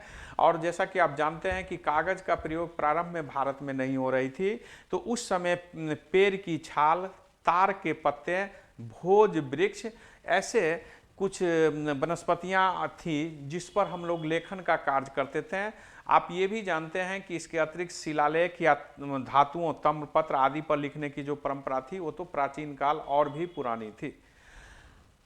चीन में कागज़ की शुरुआत हुआ, कुनिन द्वारा जो है यह कागज़ की शुरुआत जो है चीन से हुआ और धीरे धीरे यह फैला। भारत में संभव है कि इसकी शुरुआत 12वीं 13वीं शताब्दी के आसपास ही हुई हो, जैसा कि माना जाता है कि मुस्लिम के आने से भारत में कागज़ की वास्तविक में शुरुआत हुई।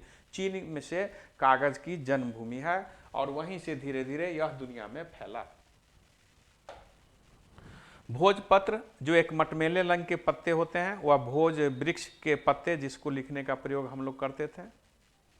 71 प्रश्न है कि वनों के संबंध में कौन सा कथन असत्य है, कि वन के बारे में जो कहा गया है उसमें कौन सा असत्य है। तो किसी वन में पेड़ वनस्पति की सबसे ऊपरी परत बनाते हैं, तो यह तो सही है। किसी वन, यह सही है आपका। किसी वन में झाड़ी वनस्पति की सबसे निचली परत बनाती है, यह गलत है। जैसा कि आप जानते हैं कि झाड़ियाँ जो होते हैं वह छोटे छोटे जो हर्ब सर्ब होते हैं, झाड़ियाँ कटीली छोटे क्षेत्र में जहाँ की जमीन उपजाऊ कम हो अथवा जो शुष्क भूमि हो, ऐसे क्षेत्र में उगते हैं। पहाड़ी पठारी क्षेत्र में भी इस तरह की हम भूमि देख सकते हैं वनस्पतियाँ। तो जो आपके दिए गए हैं वन के संबंध में, वह दूसरा जो है विकल्प गलत है। तीसरा विकल्प बता रहा है कि वन जलवायु और जल चक्र और वायु गुणवत्ता को प्रभावित करता है, तो यह एकदम सही है। जैसा कि आप जानते हैं कि कार्बन डाइऑक्साइड को सोखती है, CO2 को सोख कर हमें ऑक्सीजन देती है। जल चक्र के लिए भी वन जो है बहुत ही महत्वपूर्ण है। वन जलवायु प्रदेश को भी प्रभावित करता है।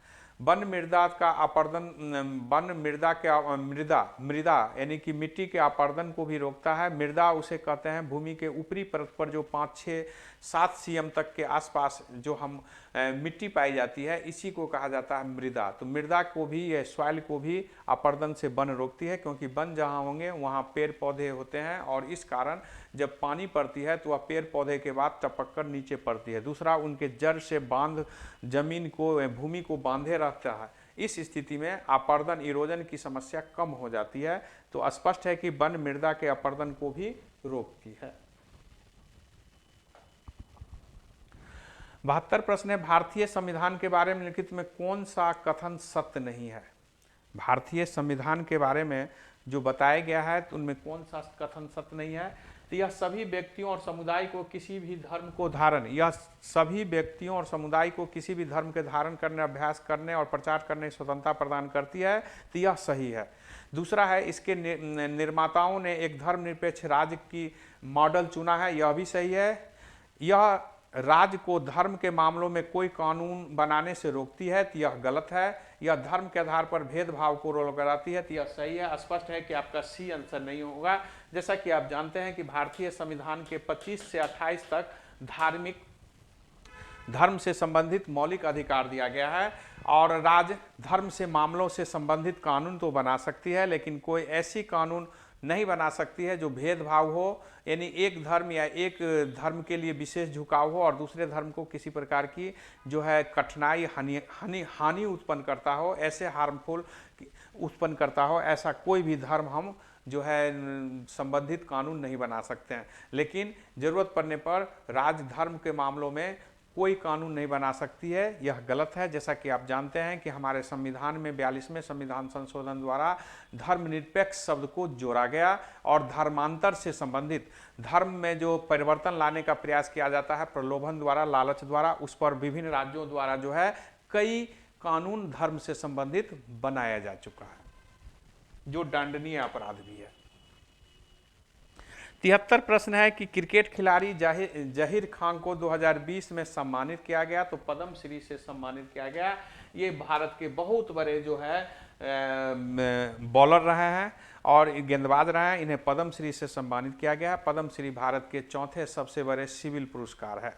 जैसा कि आप जानते हैं कि द्रोणाचार्य पुरस्कार ये प्रशिक्षण के क्षेत्र में 1985 से दी जा रही है। अर्जुन पुरस्कार जो है उत्कृष्ट खेल के क्षेत्र में योगदान के लिए दी जा रही है। पद्म भूषण भारत के नागरिक सेवा के तीसरा सबसे बड़ा पुरस्कार है।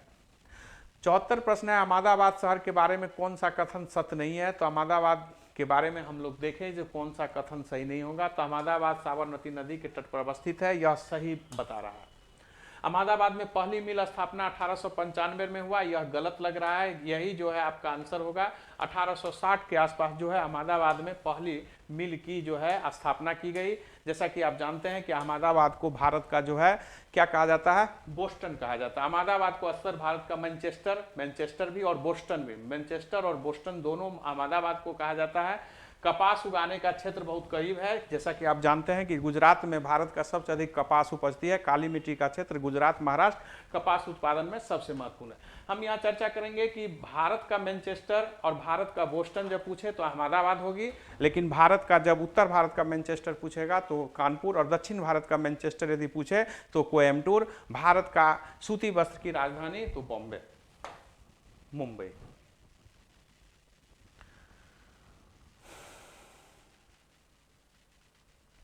पचहत्तर प्रश्न को आप देखिए कि निम्नलिखित में कौन सा भारत के पुरातात्विक महत्व का एक पूरा पाषाण स्थल है। यानी कौन सा पूरा पाषाण से संबंधित एक महत्वपूर्ण पुरातात्विक स्थल है। तो हुनासागी जो है पुरातात्विक स्थल जो है यह पूरा पाषाण काल से संबंधित है। जबकि आप जान रहे हैं कि बुर्ज होम और चिरांद जो है ये नव पाषाण से संबंधित है। मेहरगढ़ को भी हम लोग लगभग नव पाषाण काल के अंतर्गत ही रखते हैं। जैसा कि आप जानते हैं मेहरगढ़ में सर्वप्रथम कृषि और पशुपालन का प्रमाण मिला है।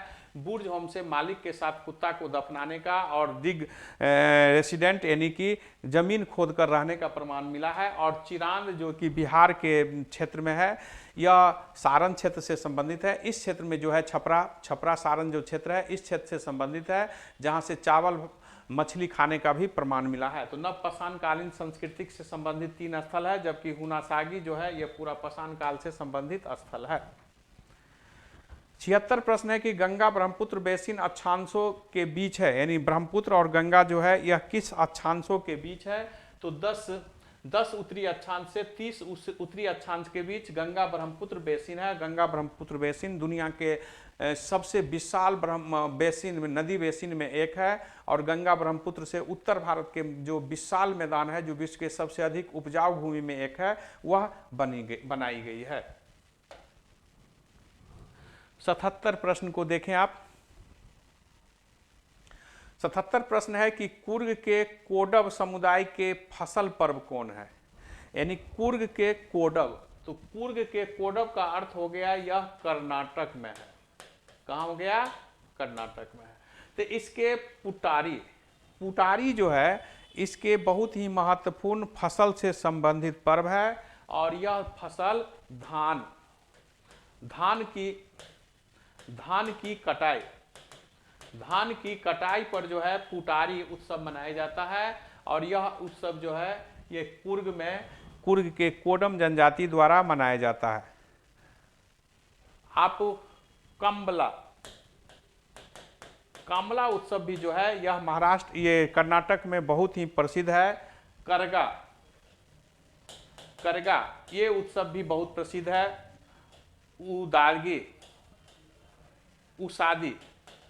उसादी पर भी जो है यह कर्नाटक में मनाया जाता है।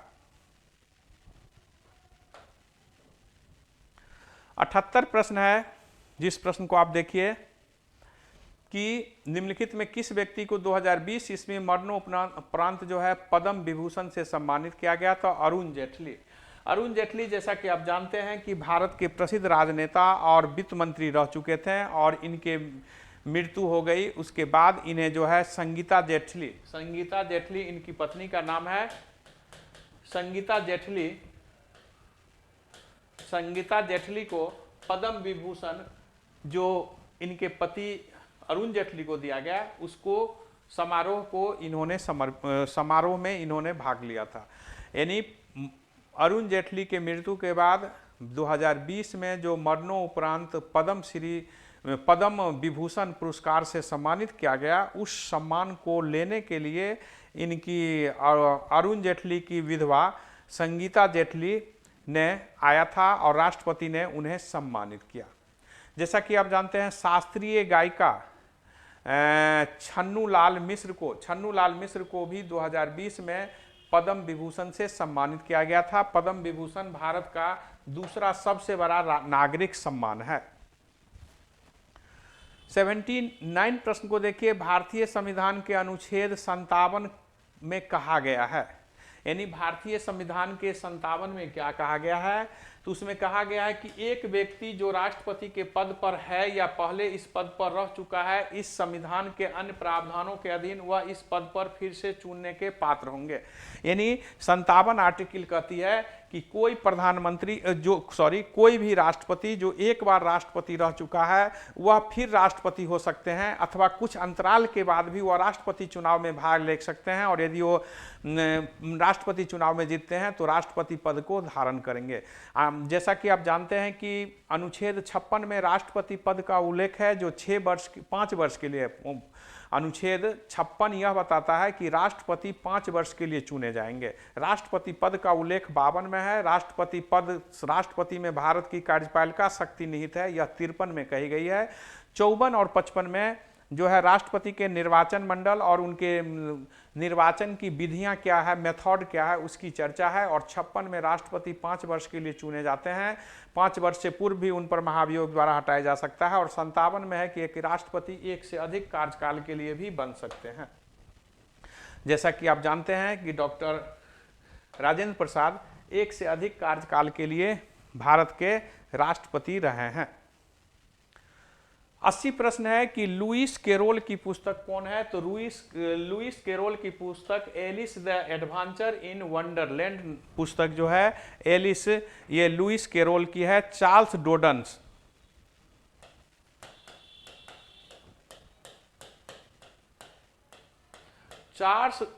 डोडनसन को ही लुई कैरोल के नाम से जाना जाता है, छंदम नाम से जाना जाता है डोडनसन। तो लुई कैरोल जो है वह चार्ल्स डोडनसन है, और एलिस एडवेंचर इन वंडरलैंड इनकी पुस्तक है।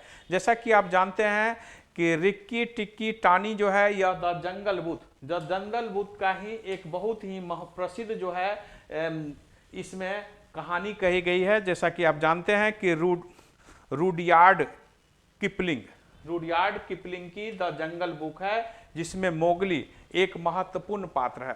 तो यह पुस्तक जो कि द जंगल बुक है वह बहुत ही प्रसिद्ध है, बच्चा के खेलों से संबंधित काफ़ी इंटरेस्टेड है, जिसमें मोगली एक महत्वपूर्ण पात्र है। और 1894 में रिक्की टिंकी टॉनी जो है एक पात्र की रचना जो है यह रुडयार्ड किपलिंग द्वारा किया गया था, जो द जंगल बुक का ही एक पात्र के एक एपिसोड के रूप में हम इसको देखेंगे।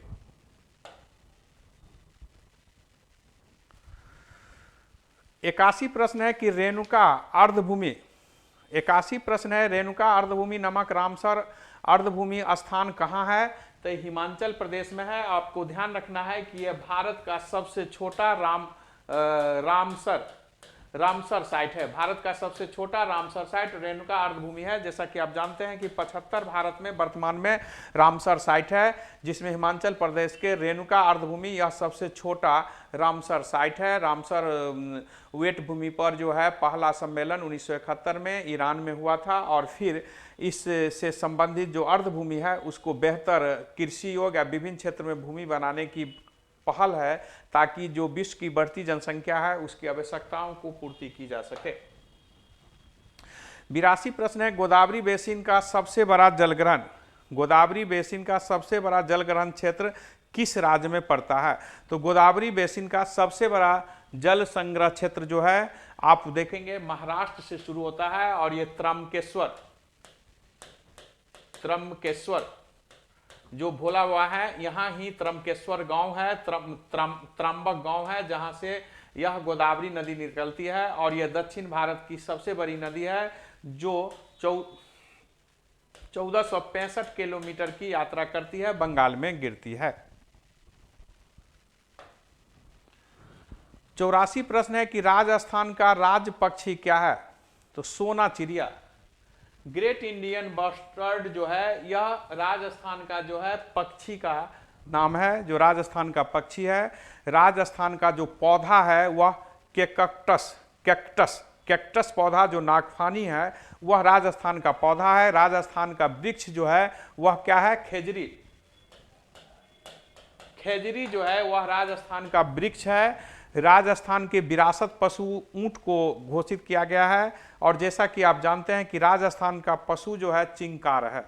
चिंकार राजस्थान का पशु है। राजस्थान का विरासत पशु ऊंट को घोषित किया गया है। राजस्थान का पुष्प जो है वो रोहिरा पुष्प जो है राजस्थान का राजकीय पुष्प है। वृक्ष जो है खेजरी है और पौधा जो है वह कैक्टस है, नागफनी है। जैसा कि आप जानते हैं कि जो आपका ये दिया गया है कि पक्षी सोना चिड़िया जो है 1981 ईस्वी में इसे राजकीय पक्षी का दर्जा, राजकीय चिड़िया का पक्षी का दर्जा दिया गया। 85 प्रश्न है, भारतीय संविधान का कौन सा अनुच्छेद लोगों को कल्याण को बढ़ावा देने के लिए राज्य को एक सामाजिक व्यवस्था का निर्देश देती है? तो यह 38 अनुच्छेद वेलफेयर स्टेट की अवधारणा पर है। जैसा कि जो है इसमें यह बताती है कि जो राज्य को संसाधन है उसका इस प्रकार प्रयोग करे जिसका अनुकूलतम प्रयोग करे, इष्टतम प्रयोग करे, जो जरूरतमंद है उसका अधिक से अधिक इसको सही इसका लाभ मिले। तो 38 अनुच्छेद हमारी सामाजिक कल्याण व्यवस्था से जुड़ा हुआ है। जैसा कि आप जानते हैं कि राज्य के नीति निर्देशों जो 36 से 51 तक भाग 4 में दिया गया है, इसमें लोक कल्याणकारी अवधारणा पर दिया गया है। इसे हम सामाजिक आर्थिक दर्शन भी कहते हैं। भारत के सामाजिक आर्थिक दर्शन भी इसको हम कहते हैं। 45 अनुच्छेद में 6 वर्ष से कम उम्र के बच्चे को जो है विशेष रूप से ध्यान देने के लिए राज्य सरकार को निर्देश दिया गया है। पहले जो इसमें दिया गया था व्यवस्था उसको 86 अमेंडमेंट द्वारा 2002 में जो है परिवर्तन किया गया है। 42 अनुच्छेद जो है उसमें न्यायसंगत जो है जहां पर काम करते हैं उसका न्यायसंगत हो, बेहतर व्यवस्था हो, काम करने को मनोचित दशा हो, प्रसूति में महिला को सहयोग, यानी प्रसूति के समय महिला को, यानी बच्चा जो गर्भवती है महिला जब डिलीवरी देती है उस समय उनको विभिन्न रूप से सुविधा मिले, इसके लिए व्यवस्था जो है 42 अनुच्छेद में राज्य सरकार को कहा गया है कि आप कीजिए। 44 अनुच्छेद समान आचार संहिता से संबंधित है जो गोवा जैसे एक छोटा राज्य ने लागू किया है, लेकिन यह अनुच्छेद अब तक भारत में लागू नहीं है। 87 प्रश्न है, यान्डबू की संधि 1826 में किस किस के बीच हुआ? तो हम देखेंगे कौन सा क्षेत्र को, यहाँ लिखा हुआ है मध्य ब्रिटिश ईस्ट इंडिया कंपनी के द्वारा कौन सा क्षेत्र को हड़प लिया गया? यान्डबू की संधि के द्वारा असम जैसा क्षेत्र जो है यह हड़प लिया गया। हम जानते हैं कि 1824 से 26 के बीच में जो है प्रथम अंगल वर्मा युद्ध हुआ और इस युद्ध के द्वारा अंततः यान्डबू की संधि द्वारा 1826 में समाप्त हुआ और इससे असम के बड़े क्षेत्र को जो है हड़प लिया गया ईस्ट इंडिया कंपनी द्वारा। फिर डलहौजी के काल में 1852 में द्वितीय अंगल बर्मा युद्ध होगा जिसके द्वारा वह जो है लोअर बर्मा और पीगू को छीन लेगा और फिर डफरिन के द्वारा 1886-87 में जो होगा वह पूरी तरह बर्मा को मिला लेगा। 1935 के भारत शासन अधिनियम द्वारा बर्मा और अदन को भारत के शासन प्रबंधन से पुनः अलग कर दिया गया। आपका प्रश्न है 88, भारत में वायु गुणवत्ता सूचकांक को मापने के लिए कितना प्रदूषण को शामिल किया गया है? तो इसमें 8 प्रदूषण को शामिल किया गया है। 2014 में इस पर्यावरण मंत्रालय ने इसकी 8 जो प्रदूषण के मापन के लिए शामिल किया गया है। PM 2.5, PM 10, SO2, O3, CO, NH3, NH2 और PB, इस 8 को प्रदूषण सूचक के रूप में भारतीय पर्यावरण जो वन एवं जलवायु परिवर्तन मंत्रालय है 2014 में इसकी अधिसूचना दी। 89 प्रश्न है कि पुष्टि मार्ग का संबंध भक्ति आंदोलन के स्थापना से है, इसमें कौन संबंधित है? तो पुष्टि मार्ग का संबंध जो है ये बल्लभाचार्य से जुड़ा हुआ है। बल्लभाचार्य जो तेलंगाना का एक ब्राह्मण थे और ये इनकी माँ जब और पिता जब यात्रा के लिए आए हुए थे बनारस में, तो बनारस में आए थे, इनका जन्म हुआ था। ये पुष्टि मार्ग का प्रतिपादन किया, यानी कि ईश्वर को पूरी तरह हमें समर्पित होकर रहना चाहिए, तभी हमें कुछ मिलेगा, उनकी अनुकंपा से ही मुझे मुक्ति मिलेगी। कबीर जो हिंदू मुस्लिम के एकता के प्रबल रहे हैं और ये निर्गुण पंथ के बहुत बड़े जो है नायक रहे मध्यकाल में, और इन्होंने ही सर्वप्रथम यह प्रतिपादक किया कि गृहस्थ आश्रम में रहकर भी मोक्ष की अवधारणा सफल की जा सकती है। शंकराचार्य, आदि शंकराचार्य जो मायावाद का खंडन किया, ज्ञानवाद का प्रचार किया, वेदांत दर्शन अद्वैतवाद के महान प्रवक्ता के रूप में जाने जाता है। रामानुजाचार्य जो विशिष्ट द्वैतवाद के संस्थापक थे। 90 प्रश्न है, किन नेताओं ने कौन से कावेरी ट्रेन डकैती मामले में अभियुक्त नहीं था?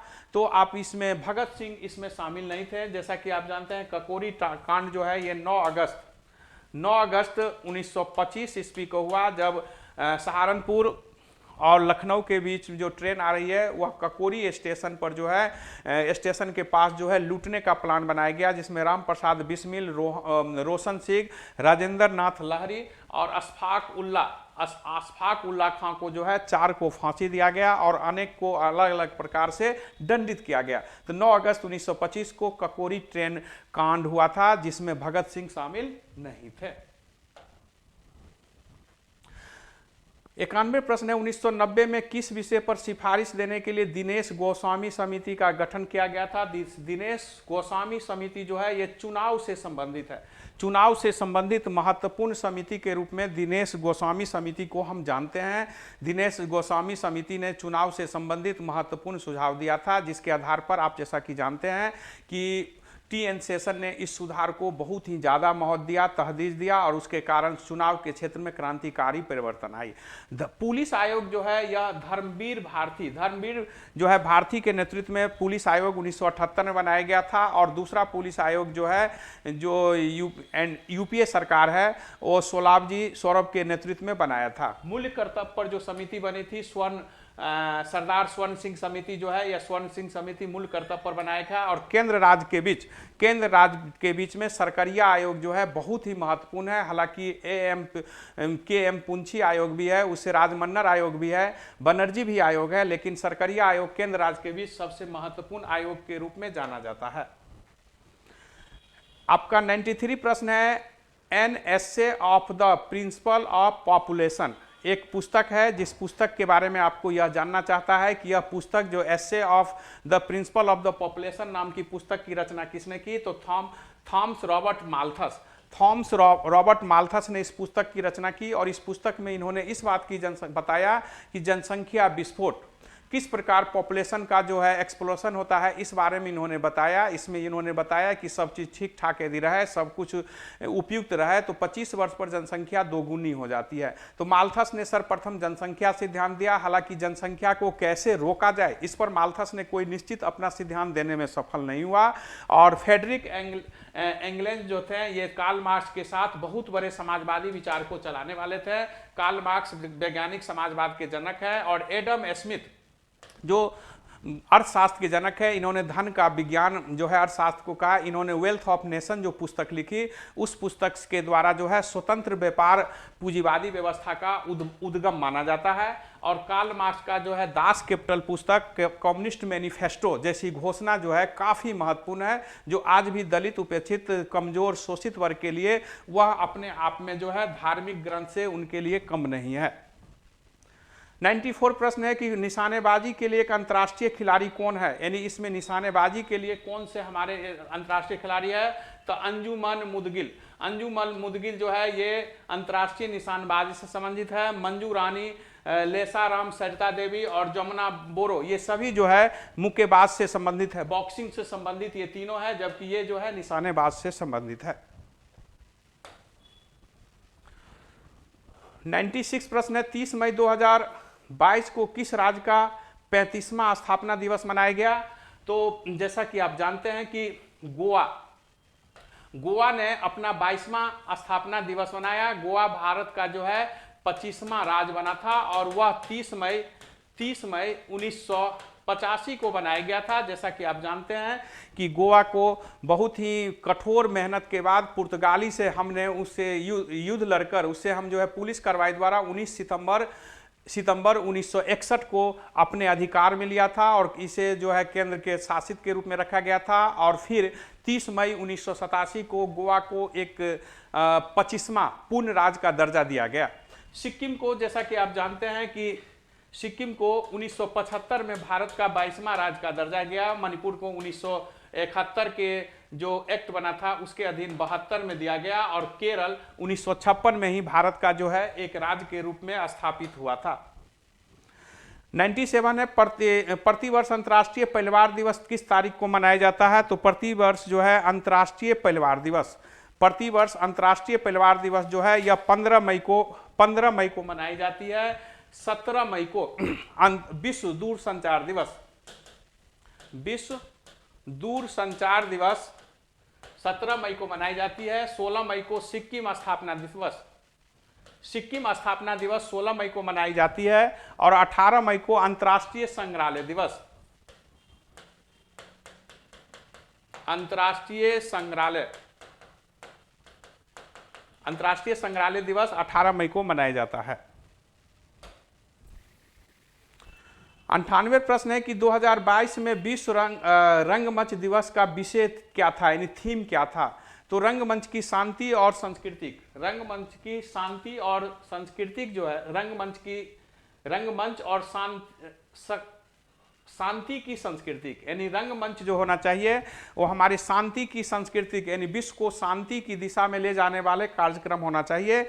जैसा कि आप जानते हैं कि विश्व रंगमंच दिवस जो है, यह विश्व रंगमंच दिवस जो है 27 मार्च को प्रति साल जो है विश्व रंगमंच दिवस मनाया जाता है। 2022 का थीम है रंगमंच और शांति की सांस्कृतिक, यानी हम विश्व को हार्मोनियस बनावे, सब में सद्भावना सहयोग की भावना बढ़ने का प्रयास करें। आपका 99 प्रश्न है कि किस राज्य को जिला जलवायु मिशन के, किस राज्य ने जिला जलवायु मिशन की शुरुआत किया है? तो ये तमिलनाडु राज्य होगा, जहां 38 जिला है। जैसा कि आप जानते हैं कि उस 38 जिला में जो है DCCM नीति अपनाया गया है और प्रत्येक जिला के डीएम को इसका जो है डायरेक्टर बनाया गया है। तो जलवायु परिवर्तन, जिस तरह से परिवर्तन हो रही है, ग्लोबल वार्मिंग, और जिस तरह की पर्यावरण की समस्या दिन प्रतिदिन उठ रही है, तेजी से परिवर्तन हो रही है, उसको देखते हुए ही जिला जलवायु परिवर्तन मिशन की शुरुआत तमिलनाडु ने अपने 38 जिला में किया है, जिसमें DCCM नीति के द्वारा वे डीएम को उसका डायरेक्टर बनाया गया है। और हर जिला में इस तरह से पर्यावरण पर अधिक सजगता के साथ और ठोस कदम उठाने की बात होगी। जैसा कि आप जानते हैं ब्रिटेन और आयरलैंड विश्व जलवायु आपदा घोषित करने वाला विश्व का क्रमशः प्रथम और द्वितीय देश रहा है। 100वां प्रश्न है कि लिबर्टी मेडल 2022 से सम्मानित किया गया है। तो जैसा कि आप जानते हैं कि यूक्रेन के जो है व्लादिमीर जेलेंस्की को यह सम्मान दिया गया है। आपको मालूम होनी चाहिए कि 24 फरवरी 2022 को रूस ने नाटो में शामिल होने के प्रश्न पर यूक्रेन पर आक्रमण कर दिया और फिर उसके बाद से वे अपनी सुरक्षा के लिए, अपनी आज़ादी के लिए, अपनी स्वतंत्रता को बनाए रखने के लिए जेलेंस्की ने हर स्तर पर प्रयास किया है, कठोर संघर्ष से सह रहा है, लेकिन फिर भी वो अपने आप को समर्पण नहीं किया है और इसी कारण लिबर्टी मेडल 2022 से सम्मानित किया गया है। धन्यवाद। अब आपको साइंस का डिस्कशन होगा, क्विज सेट 3 का।